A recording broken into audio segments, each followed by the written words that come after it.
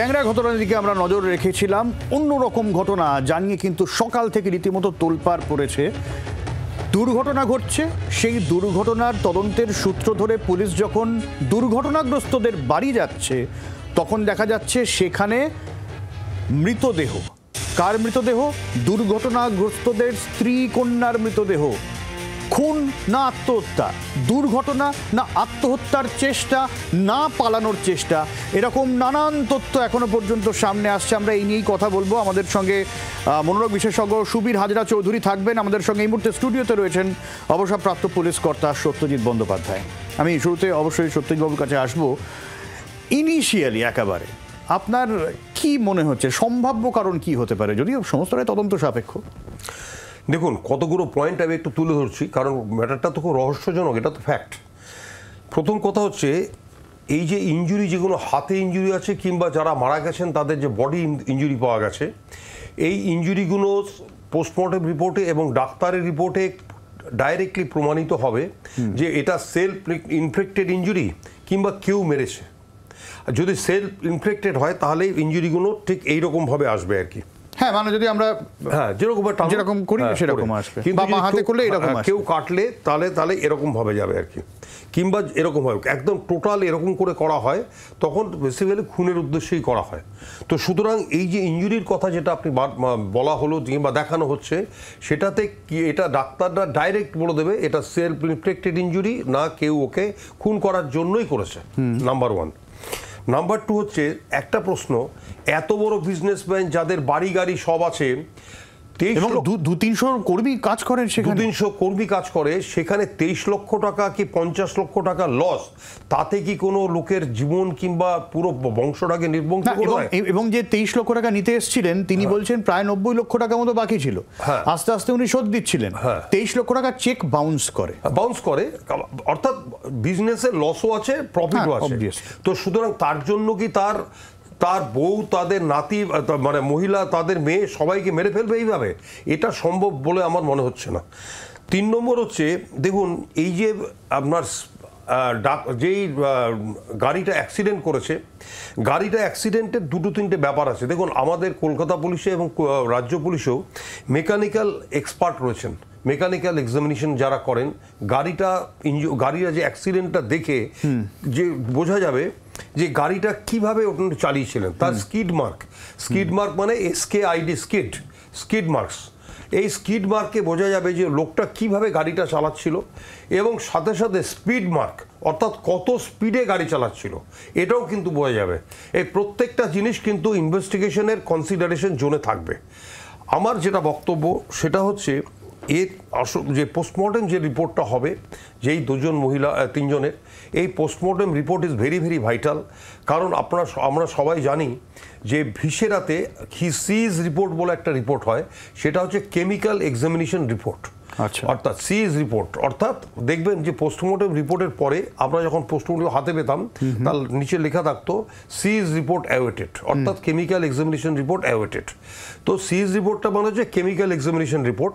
এই রিপোর্টে আপনি স্পেসিফিক পাবেন যে বাচ্চার মেয়েটাকে সত্যি কিংবা যারা মরে গেছেন তাদেরকে ঘুমের ওষুধ কিংবা অন্য কোনো জিনিস খাওয়ানো হয়েছিল কি হয়নি। আমি এই জায়গা থেকে আসলে আমি ডক্টর চৌধুরীর কাছে একটু যাওয়ার চেষ্টা করব, তবে ওনার সঙ্গে যোগাযোগ করানোর চেষ্টা করছি ডক্টর চৌধুরীর সঙ্গে।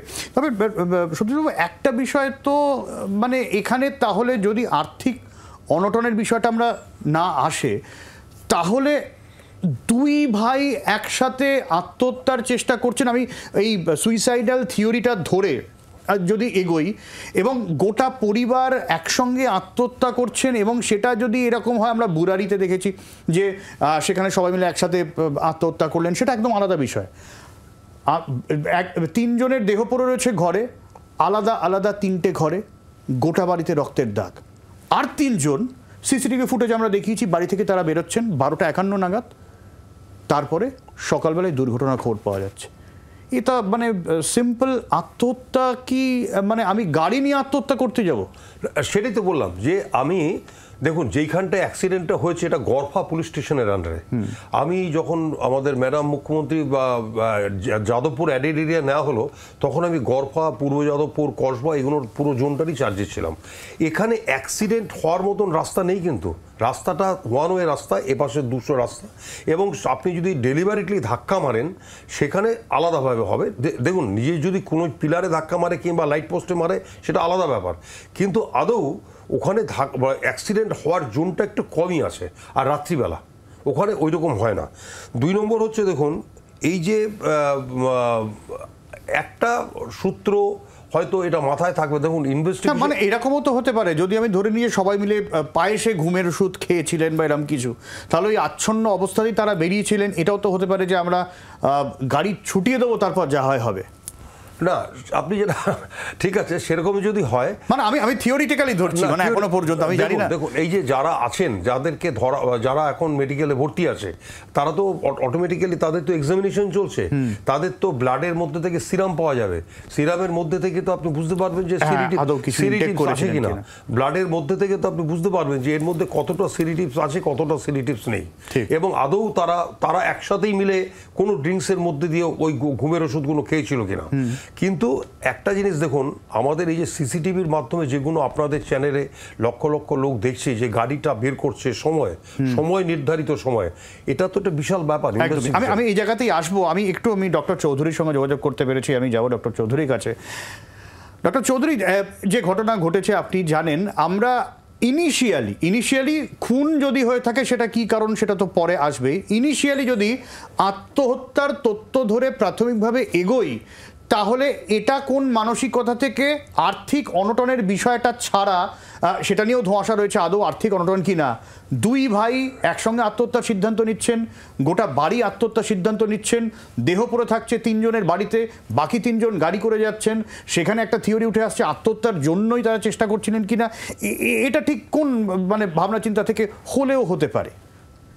আমি এই ধরনের সুইসাইড প্যাক্ট যাকে বলে, আমি যতদূর দেখেছি এই ধরনের সুইসাইড প্যাক্ট আমি কোনোদিন দেখিনি। ঠিক। সাধারণত সুইসাইড প্যাক্ট খুব কম লোকের মধ্যে হয়, স্বামী স্ত্রী, হয়তো তার ছেলে মেয়ে। এই ক্ষেত্রে সুইসাইড প্যাক্টের সময় মনে রাখবেন, সবাই যে সুইসাইড করে তা নয়। স্বামী স্ত্রী দুজনে সুইসাইড করতে পারেন, ছেলে মেয়ের ক্ষেত্রে তাদের কিন্তু খুন করে স্বামী স্ত্রী সুইসাইড করে। সুতরাং যে কোনো এই ধরনের প্যাক্টে সবাইয়ের মত নেওয়া হয় তা কিন্তু নয়। এই ক্ষেত্রে যেরকম ভাবে বডি 3টে পাওয়া গেছে, তার মধ্যে একজন মাইনর, এটা কিন্তু সুইসাইড প্যাক্ট হওয়ার সম্ভাবনা। কিন্তু আমি যদি 21-এর বুড়ারি কেসটা দেখি দিল্লির, সেখানে তো সপরিবারেই তারা আত্মহত্যা করেছিলেন নির্দিষ্ট কারণে, সেরকম বিষয় তো সামনে এসেছিল। খুব কম। বেশিরভাগ সময় তারা ঠিক করে, কিন্তু একজন ইমপ্লিমেন্ট করে। আমি নিজে কেস দেখেছি, ধরুন সে খাবারে বিষ মিশিয়ে দিয়েছে, কি হয়েছে, 3 জনের মধ্যে মা মারা গেছেন, ছেলে এবং বাবা বেঁচে গেছে, তারপরে বাবাকে কিন্তু খুনের কেসেই দেওয়া হয়েছিল এবং তার শাস্তি হয়েছিল না। এই ক্ষেত্রে কিন্তু এদের যে পরিস্থিতি, তাতে জয়েন্ট ফ্যামিলি ক্ষেত্রে বিশেষ করে যে সবাই আছে, এই ধরনের কিন্তু খুব বিরল। অর্থাৎ হতে পারে তারা বাচ্চাদের এই ব্যাপারে মত দেওয়ার তো কোনো প্রশ্নই ওঠে না, সেক্ষেত্রে সেটা সুইসাইড হিসাবে বলা যাবে না। কিন্তু এমন সুন্দরভাবে পুরোটা গোছানো যে নিঃসন্দেহে এটা কি আরো এনকোয়ারি করে দেখতে হবে। তাহলে ইনিশিয়ালি আপনার কি মনে হচ্ছে, আত্মহত্যা না খুন হলে হতে পারে? খুন হলে হতে পারে। আচ্ছা, কোন জায়গা থেকে? তার মানে এমন হতে পারে যে খুন করে তারা সুইসাইড করবে সেরকম প্ল্যান করেছিল, যাতে কেউ বেঁচে না থাকে। না, কিন্তু এই যে সুইসাইড করবো, এভাবে গাড়ি চালিয়ে পিলারে ধাক্কা মারবো, এটা তো খুব একটা নজির আমি পাচ্ছি না। সেটা তো নজির নেই, এবং যখন সুইসাইডও করা হয়, রিস্ক কেটে সুইসাইডের কিন্তু সাকসেস রেটটা একটু কম, এবং মনে রাখতে হবে নিজেরা নিজের রিস্ক কেটে 3 জনের সুইসাইড করার সম্ভাবনা খুব কম। সুতরাং রিস্ক কাটিং এ হয়তো দেখা যাবে এটা পরে অন্য কেউ রিস্কটা কেটেছিল, সেটা বোঝা যায় কি ধরনের ইনজুরি দেখে, ডান হাতের লোকের রিস্কটা কাটা দেখে, কিন্তু এটা কিন্তু মানে এর সম্ভাবনা কম। সুতরাং এটা কি হয়েছিল আরো গভীরভাবে ঢুকতে হবে, এবং আইনের চোখে ব্যাপারটা খুন হিসাবেই হয়তো দাঁড়ায়। আইনের চোখে না, তাহলে আমি ঠিক করি যে আমি আত্মহত্যা করি, তাহলেও সেটা খুন। না ঠিক আছে, কিন্তু আমি জানতে চাইছি এই জায়গা থেকে আমি ধরে নিচ্ছি যে ঠিক আছে, খুন করে একটা আত্মহত্যার বিষয়, এই ঘটনার নজির রয়েছে, কিন্তু আমি গাড়ি চালিয়ে ইচ্ছা করে অ্যাক্সিডেন্ট করে আমি সুইসাইড করব, গাড়ি তো এয়ার ব্যাগ আছে, এবং অ্যাক্সিডেন্ট করলেই যে আমার গাড়ি দুমড়ে মুচড়ে আমি মারা যাব তারও তো কোনো নিশ্চয়তা নেই। এই একটা অনিশ্চিত আত্মহত্যা প্রবণতা কেন?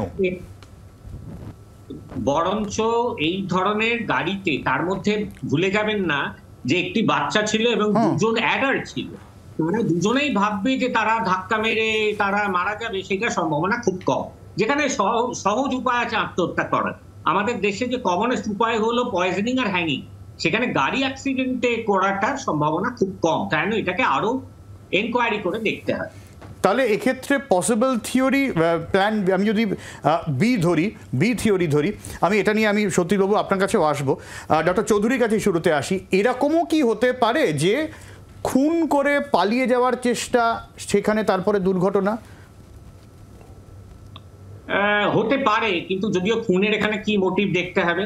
কিন্তু বললাম যে সুইসাইড, যখন গণ সুইসাইড কেউ করে তখন কিন্তু অনেক ক্ষেত্রে যাদের একটা হলো গণ সুইসাইড সবাই জানে, আরেকটা হলো হয়তো দু একজন জানে, তারা ঠিক করলো পুরো পরিবারে কেউ বাঁচবো না, সেক্ষেত্রে তারা অন্যদের মেরে নিজেদের জীবন শেষ করবার চেষ্টা করে। সেক্ষেত্রে কিন্তু সেটা গণ সুইসাইড বলা যায় না, সেটা খুন বলা হয়। হ্যাঁ, এই জায়গা থেকে আমি আসবো আপনার কাছে। ডক্টর চৌধুরী, যদি আমি গণ আত্মহত্যার কথা ধরি, তাহলে তো কোথাও গিয়ে একটা সমবেত সিদ্ধান্ত হয়, মানে আমার সাধারণভাবে যেটা মনে হচ্ছে, এই সমবেত সিদ্ধান্তে যদি আমি আত্মহত্যা করি সেটা একসঙ্গেই করব, দেহ কাছাকাছি ছড়িয়ে থাকার টেন্ডেন্সি অন্তত লক্ষ্য করা যেতে পারে। এক একটা ঘরে এক একটা দেহ, এক একটা ঘরে এক একটা দেহ মানে বেশ একটা ঠান্ডা মাথায় করা হয়েছে। এক একটা ঘরে এক একটা দেহ একই রকম ভাবে মানে ঠান্ডা মাথায় করা হয়েছে। ঠিক সতীশবাবু, দেখুন, ইনভেস্টিগেশন আমরা তো একটা অন্য জায়গায় বসে টিভির সামনে বলছি, একদম আমরা বিভিন্ন থিওরি নিয়ে, সম্ভাব্য কারণ নিয়ে আলোচনা করছি, এবং ইনভেস্টিগেশনে আমি ব্যক্তিগতভাবে বলছি, আজকে বৃহস্পতিবার, তো শুক্র এবং শনিবারের মধ্যে আপনার ডিটেলস রিপোর্ট পেয়ে যাবেন যে কলকাতা পুলিশের হোমিসাইড শাখা কিভাবে এটাকে, না তাছাড়া ওই তিনজন এখনো পর্যন্ত জীবিত রয়েছে। এই জীবিতর ব্যাপারটাই বলছি। এবার দেখুন, এই যে যারা জীবিত আছে তার মধ্যে একজন নাবালক আছে। নাবালকদের তাদের স্টেট কার্ড বুদ্ধি থাকে, তারা কিন্তু অত ছক্কা পাঞ্জা বলবে না আর কি। ওদেরকে যদি সুন্দরভাবে একজন সাইকোলজিস্টকে দিয়ে, লেডি সাইকোলজিস্টকে দিয়ে, পুলিশ অফিসারকে, ভালো পুলিশ অফিসারকে ইন্টারোগেশন করা হয় এবং পজিটিভ ইন্টারোগেশন, নেগেটিভ ইন্টারোগেশন করা হয়, তাহলে কিন্তু ওই নাবালকের থেকে প্রচুর তথ্য এই কেসের মাধ্যমে পাওয়া যাবে। এটা কি আপনি একমত এই থিওরিটা, যে আমি গাড়ি চালিয়ে তিনজন মিলে আপনার ধাক্কা মেরে মারা যাওয়ার চেষ্টা করবো, এই থিওরিটা? আমি আপনার সাথে একমত, যে আমি ব্যক্তিগতভাবে এই থিওরিতে বিশ্বাস এটা মনে হয় না। এবং গাড়ি চালিয়ে সুইসাইড করা জেনারেলি হয় না, এবং তার চেয়েও অনেক বেশি সুইসাইডের প্রসিডিওর আছে, যেটা ডক্টর চৌধুরী বললেন একটু আগে। অনেক প্রসিডিওর, যে হ্যাঙ্গিং হওয়া, বিষ খেয়ে নেওয়া, কিংবা অন্য কিছু কোনো জায়গা থেকে জাম্প করা, অনেক সুইসাইড আছে। আচ্ছা, আমি আসবো, আমার একটা বিরতির সময় হয়ে গেছে। আমরা আত্মহত্যার তত্ত্ব নিয়ে আলোচনা করলাম, আর এবারে সম্ভাব্য খুন এবং খুনের কারণ কি হতে পারে যদি তা হয়, সেটা নিয়ে আলোচনা করবো একটা বিরতির পর। সঙ্গে থাকুন।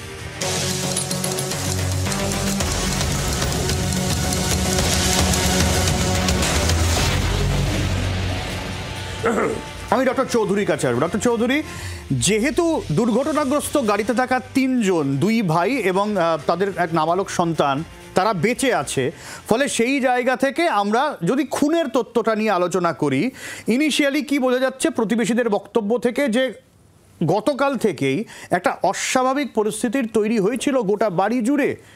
এই ক্ষেত্রে খুনের মোটিভটা একটু অদ্ভুত লাগছে না? মানে দুই ভাই তাদের দুই স্ত্রীকে খুন করবেন, এক নাবালিকা কন্যা সন্তানকে খুন করবেন, তারপরে রাত্রিবেলা বেরিয়ে যাবেন। না, প্রথম কথা, এক্ষেত্রে যেহেতু দুই ভাই, সেক্ষেত্রে বড় কোনো মানসিক রোগ একসাথে দুজনের হলো সেটা সম্ভাবনা কম। কিন্তু আপনাকে আবার বললাম যে বহু ক্ষেত্রে হয় যে তারা হয়তো ঠিক করলো যে তারা একসাথে, মানে কেউ বেঁচে থাকবেন, এটা আত্মহত্যা বা খুন না, আমি আত্মহত্যার তো আমরা আলোচনা করলাম, আমি যদি খুনের মোটিভটা নিয়ে যদি বলি সম্ভাব্য। এবার খুন করে হয়তো দেখা গেল, খুন করে তারপরে যারা ঠিক করেছিল যে আমরা আত্মহত্যা করব, সেই সময় তারা হয়তো না করতে পেরে মতটা পাল্টে ফেলেছে। আচ্ছা, এটাও তো হতে পারে তারা পালাতে গিয়ে অ্যাক্সিডেন্টে মুখে পড়েছে। যে তারা হয়তো প্রথমে মেরেছে, তারপরে তার কারণ সবাই তো রাজি হবে না, 6 জন রাজি এরকম সম্ভাবনা খুব কম। তারপরে হয়তো তারা হয়তো পিছিয়ে গেছে, যখন তাদের নিজেদের করার সময়টা এসছে, সেটা হতে পারে। না, কিন্তু আমি সব পসিবিলিটি বলছি ডক্টর চৌধুরী। দুই ভাই তাদের স্ত্রীকে মেরে ফেলবেন, এভাবে কন্যা সন্তানকে মারবেন, এবং সম্ভ্রান্ত ব্যবসায়ী তারা, কি মোটিভ থাকতে পারে সম্ভাব্য?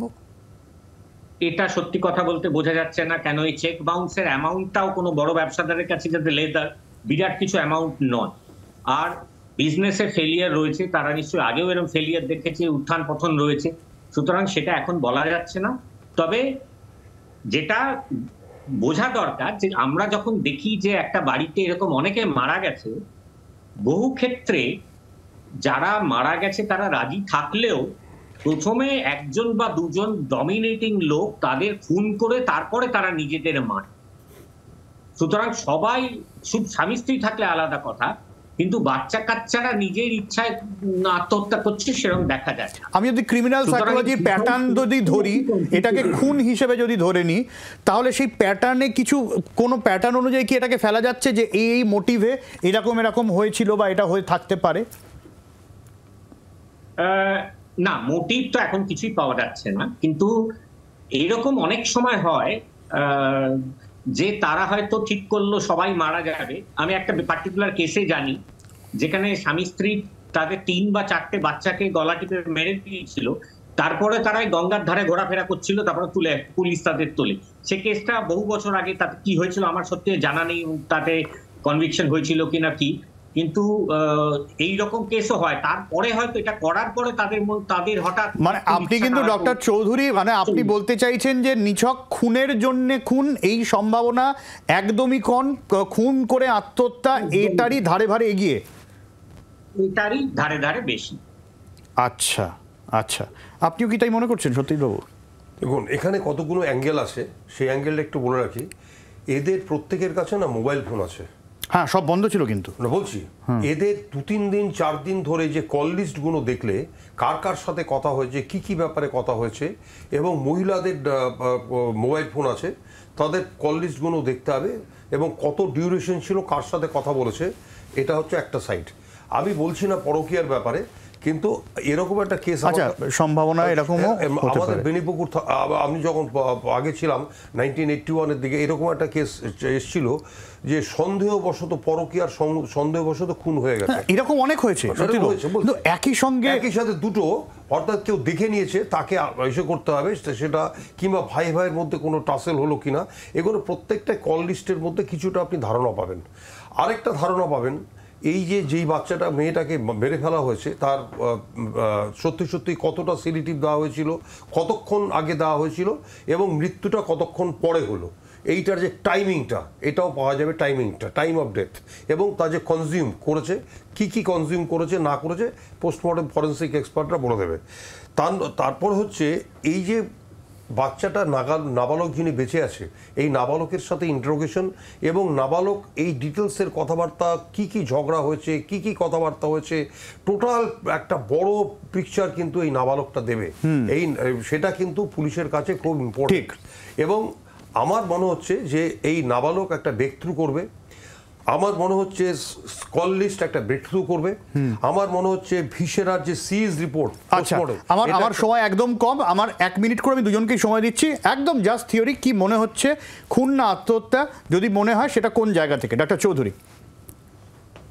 আমার মনে হয় এটা হলো যে খুন করে আত্মহত্যার হয়তো ইচ্ছা ছিল, শেষ মুহূর্তে তারা নিজেদের হত্যা করে উঠতে পারেনি। আচ্ছা, মানে শুধু খুনের জন্য খুন এই বিষয়টা নয়? না। আচ্ছা। একদম তারা চেয়েছিল কেউ যেন না থাকে, কিন্তু নিজেদের মেরে উঠতে পারেনি শেষের দিকে। ইনভেস্টিগেশন অনেক জিনিস ওয়েট করতে হবে। একটা জিনিস, এরাও এমনও প্লি হতে পারে যে খুনটা হলো, আমরা পালিয়ে গেলাম অন্য কোথাও, পরে বললাম হয়তো আমার বাড়িতে খুন কে করেছে আমি জানলাম না, কিন্তু ওনার হাতে ইঞ্জুরিগুলো কি ইঞ্জুরি আছে, আর্মসটা কি দিয়ে কাটা হয়েছে, প্রত্যেকটা জিনিস কনসিডারেশন জোনের মধ্যে। মানে আমি আত্মহত্যার একটা প্ল্যাটফর্মের একটা গল্প ফেদে খুন আমি আত্মহত্যা বলে চালিয়ে দিচ্ছি, এটাও তো করতে পারে। আমি পরে এসে ক্লেম করলাম যে আমার বউকে, আমাদেরকে, ফ্যামিলিকে কেউ মেরে ফেলেছে হয়তো, এরকম একটা মাথার চিন্তায় একটা অ্যাঙ্গেল, এটাও বলে রাখলাম আপনাকে। আচ্ছা, এবং সেই ক্ষেত্রে ইনিশিয়াল মানে এটা মনে হচ্ছে যে আর্থিক কারণ হলেও মধ্যে হতে পারে, আমি এটা মেজর আর্থিক কারণ হবে, পরকীয়া ছেড়ে দিন, কিন্তু এই ইন্টারোগেশন ব্রেক থ্রু করবে কিন্তু নাবালক। আচ্ছা, মানে ডক্টর চৌধুরী আপনিও মনে করেন আর্থিক কারণটাই এই মুহূর্তে সব থেকে বড় কারণ, সম্ভাব্য? আপাতত সম্ভাব্য তাই মনে হচ্ছে। আচ্ছা, আর একটা লাইন শুধু বলে শেষ করি সৌভ, দেখুন এই মেকানিক্যাল এক্সামিনেশনের রিপোর্ট, স্কিড মার্ক এবং স্পিড মার্ক, এতে আপনি বুঝতে পারবেন যে ভদ্রলোক যে চালাচ্ছিলেন যে তারা কত জোরে গাড়িটা চালাচ্ছিল। না, কিন্তু যেভাবে গাড়ির অবস্থা দেখলাম, ভালো জোরে ধাক্কা মেরেছে চালাচ্ছিল। এবং এটাও ঠিক যে পিলারে ধাক্কা মেরেছে, এই পিলারের কি পরিস্থিতি সেটাও কিন্তু একটা আলাদা ভাবনা। যদিও এটা এক্সামিনেশন একদমই আমার সময় একদমই শেষ হয়ে গেছে, শুধু বলে দিই, এই এক্সামিনেশন রিপোর্টের সাথে কিন্তু ইনভেস্টিগেশন জড়িত থাকবে। একদমই ঠিক। অনেক ধন্যবাদ সত্যজিৎ বাবু। ডক্টর চৌধুরী আপনাকে অনেক ধন্যবাদ। নিহাতি আমরা বেশ কিছু তথ্য নিয়ে আমরা আলোচনা করলাম। এরপর কি বেরিয়ে আসে, সত্যিটা কি, খুন না আত্মহত্যা, না গোটাটাই সাজানো, নাকি সত্যি আত্মহত্যার চেষ্টা, যাবতীয় তথ্য পুলিশের কাছে কি তথ্য উঠে আসে, ময়নাতদন্তের রিপোর্টে কি উঠে আসে, নজর থাকবে। এখানে শেষ করছি, সঙ্গে থাকুন জি 24 ঘন্টা। বাংলার আওয়াজ, বাঙালির আবেগ, জি 24 ঘন্টা।